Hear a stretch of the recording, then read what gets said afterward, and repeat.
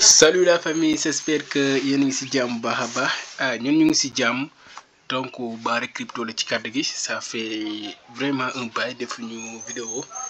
juste que ni bon dañu nekkoon ci ay projets yu bëri donc moo ñu xawoon a tëgg. leen wax aussi tamit suñu formation bi en crypto monnaie mu ngi disponible ba tey. leen wax que ni tey depuis ay mois ak nii dañoo toll ci meilleur moment yi nit war a investir, parce que suñu waxante de gis ngeen fan yi vraiment ni marché bi effondré, vraiment li ko influencé nag bëri na, comme lu ci mel ni voilà situation Amérique bi nga xam si ne nii bon fan yi yéen a ngi dégg ay taxes genre yooyu noonu. Donc yooyu yëpp dafa nekk ay événements yoo xam ne si ne nii dafay impacter marché bu baax a baax. Mais ce qui nous intéresse de manière générale mooy dafa am deux phases yoo xam si moom la nit war a duggee ci marché bi. Donc muy phase de correction, mais meilleur moment bi nga xam si mooy ci la nit war a duggee muy phase boo xam si ne marché dafa effondré, parce que instant bi ni ñu wax correction, mais là on est mën nañu wax que ni marché bi dafa down. Parce que correction ñu ngi koy wax maanaam fi mu gën a apprécié solo maanaam mooy bu marché bi yéeg di wàcc. Même dans l'effondrement aussi tamit il y a toujours des tendances haussières et baissières, mais ce qui nous intéresse plus maanaam mooy marché bi, parce que bu ñu xoolee ay quelques weer ci ginnaaw, donc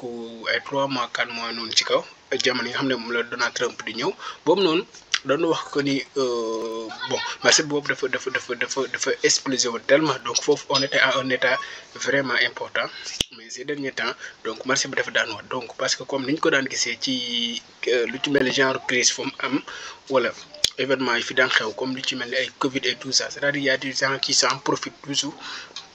pour positionner. Voilà, j'espère que ñi nga xam ne ñoo ngi lire livre yu ci mel ni Robert Kiyosaki di ñu indir da ngeen xam que ni y a toujours des bons moments pour entrer. Donc instant moment la boo xam si ni bu crucial. Fan yi nii Solana dafa wàccoon même bés moins de $100. Vraiment bitcoin di kattoon ba ay 77,000 balles. Vraiment crypto yu wàcc. Donc moment boobu noonu mooy moment yi nga xam si ni moom lañu war a dugg ci marché bi, donc pour faire des profits. Donc là on est en face de nous suñu écran situation marché bi tey. Donc comme nañ ko gisee bitcoin bon tey mu ngi xaw a góorgóorlu tuuti parce que il est à bon 0,4%, donc XRP à 0,8%, maanaam moom la jóg. BNB à 1%, Solana à 3%. Donc même su fekkee jóg bu amul solo, mais quand même mu ngi xaw a jóg. Donc on va entrer sur bitcoin ñu jéem a xool tuuti. Voilà, comme vous l'avez vu, donc c'est-à-dire bitcoin fan yi dikkoon na ba à $78,000. Waaw gars yi gis nga dañ ko noonu de. Donc dikkoon na ba à $68,000. Xaaral ma gën a zoomer kii bi. Voilà, comme ni nga ko gisee c'était quand même voilà le 10 avril, n'est-ce pas?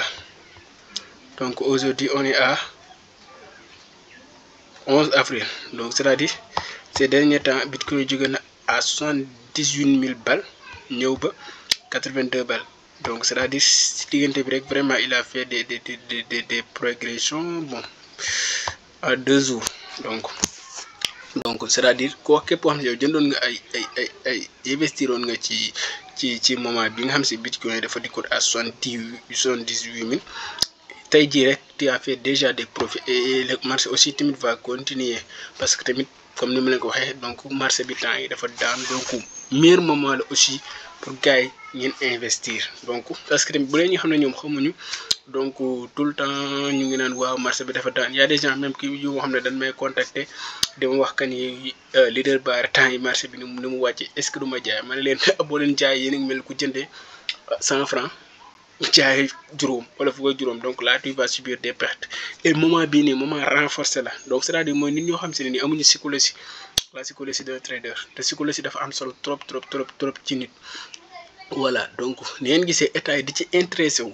les États-Unis, les pays d'Afrique, nga gis ay pays yu ci xar seen tànk tuggay di ci liggéey. Loolu de Sénégal moom dafa mel ni que ni ba tey bon xaw na leen a dese kii, mais tey jii pays yu ci mel ni xaw avancé yii nii wala yi nga xam si ñu ngi espéré wu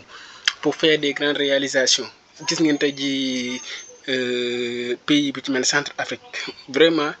président bi mu ngi focus. Donc comme ni président pays des Salvador bi nga xam ne noonu la doon def ba fay ay borom à travers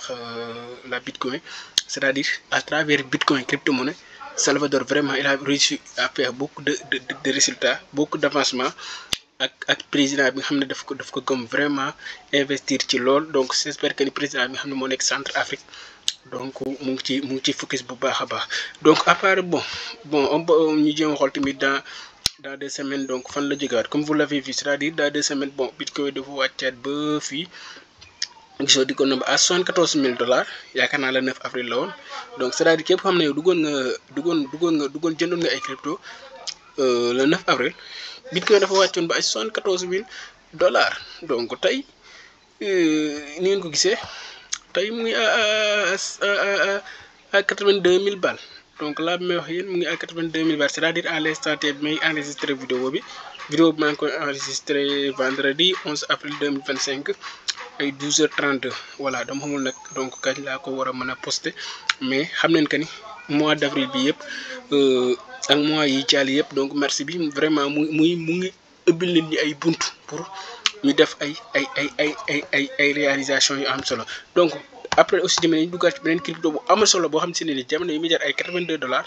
ay $80 même ay $15. donc lépp si suñu kanam la ba ci doon insister lu bëri parce que tamit projet la boo xam si ne nii bépp crypto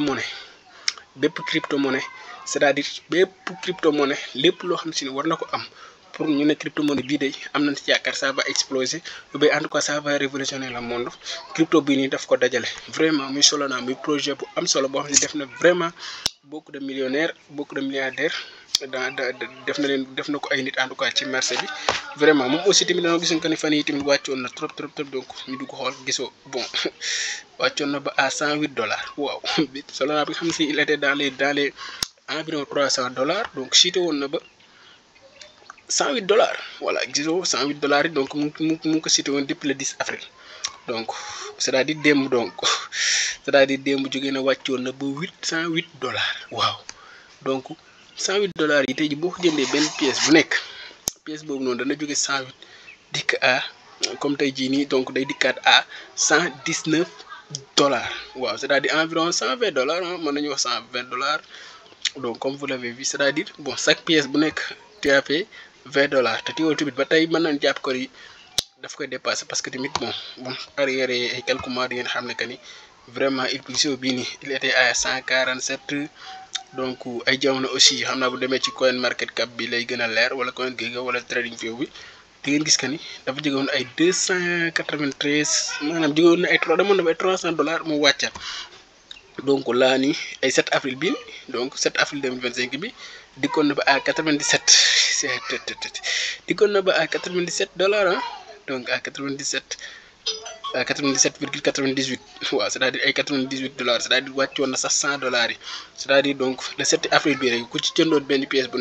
bu nekk tey daf lay dikkee à $119,20 c'est-à-dire pièce bu nekk. en tout cas gars yi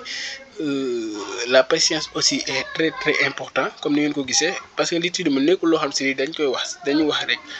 parce que crypto à chaque fois dañuy dikk indil leen graphique wan leen donc marché bi ni mu jógee fii dem fii c'est-à-dire démb ni crypto monnaie bii doon jëre pièce bu nekk Solana bii pièce bu nekk doon jër à $108 tey mu ñëw à $119. voilà pour bi may def vidéo bi te ce qui est sûr mooy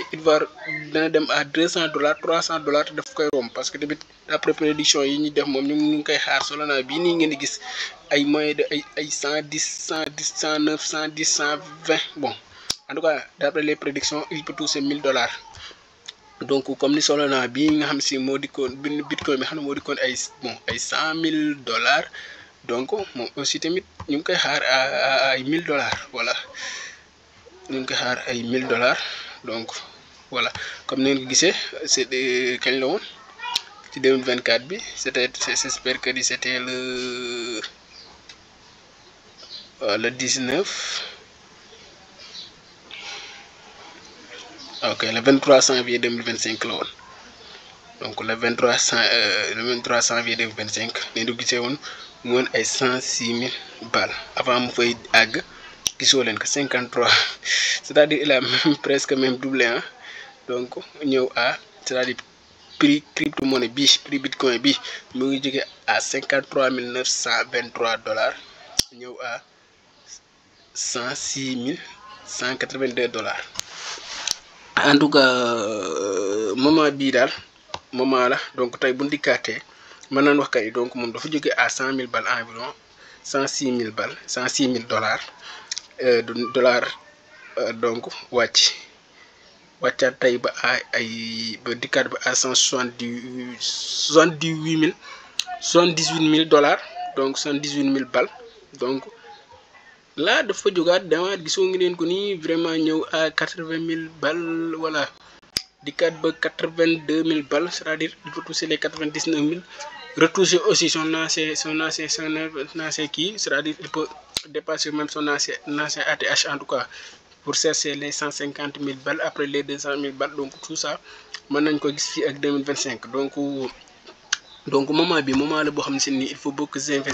d'investir beneen crypto bi aussi tamit mooy XRP j'espère que ni moom jamono yi may jot 300 francs defoon naa ci vidéo mu ngi ci biir chaîne bi donc ku ci bëgg ay kii mën nga ko xoolaat defoon nañ ci vidéo boobu mu ngi jar ay 300 francs mën a gars yi projet bi de projet bu baax la vraiment kii crypto monnaie bu baax a baax la même Donald Trump président des États-Unis daf koy tudd donc mu nekk crypto boo xam ne bi ma ci defee vidéo noonu wax ci donc ay quelque temps après dafa exploser bu baax a baax donc après ci la demee toucher les $1 après dem toucher les $2 te boobu noonu ku ci defoon benn $1 rek da nga am ay pièces yu bari c'est-à-dire nit ki ñu ci bari en tout cas seen capital multiplié wu na ci bu ci baax a baax donc XRP bii di Ripple comme vous le voyez le 10 avril donc ba tey démb mu ngi à $1.9 bon pour ne pas dire $2 donc tey mu ngi à $2 donc c'est-à-dire il peut en tout cas il peut faire tout pour remonter donc dañ dem xool un mois ci ginnaaw voilà c'est-à-dire un mois ci ginnaaw moom demoon na à $2.500 donc dañ dem à un an ci ginnaaw voilà ça commence à être important quand même gisoo fii nii mu ngi woon à 0,40 c'est-à-dire fii nii àgguloon sax $1 exemple ku amoon $1 fii nii mën nga fa am plus de 2 pièces voilà parce que àgguloon 0,5 0,4 la doon jar donc c'est-à-dire fii nii ko amoon $1 rek nga am 2 pièces voilà tey sa $2 yooyu noonu ça va multiplier donc day doubler wu même tripler wu même en tout cas c'est toujours le moment bon dañu gëjoon def vidéo ñu ne xaaral ñu def beneen vidéo nii donc pour xool aussi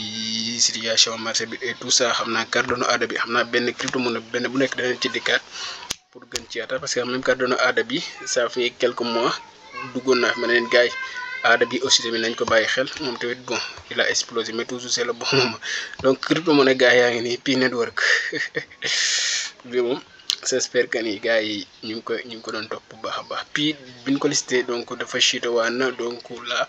gisoo ko jóge na à 0,57 dem à 0,60 et en tout cas moom tamit am na communauté bu mag a mag en tout cas moom tamit en tout cas am na fu ñu koy xaar aussi donc mu nekk crypto monnaie bu am solo donc là même ni touché gul sax $1 mais en tout cas mën na ko touché quand même parce que tamit dafa am communauté macha allah. Voilà donc bon nañ def une petite résumé donc gars yi situation marché bi mu ngi nii c'est toujours un bon moment pour entrer parce que marché bi ces derniers temps vraiment dafa chuter te aussi tamit moment bi la nit ko war a mën a dugg pour investir le maximum vraiment pour mën a def ay profit dans l'avenir en tout cas c'était un plaisir ñu jaaraat fi donc defaat benn vidéo xam naa dinañ jéem a xool naka la ñuy organiser waat pour defaat plus de vidéo léegi ñaan aussi tamit ngeen abonné ci chaîne bi vraiment soutenir may yokkuñu doole aussi c'est important donc merci et à la prochaine jaa ngeen jëf.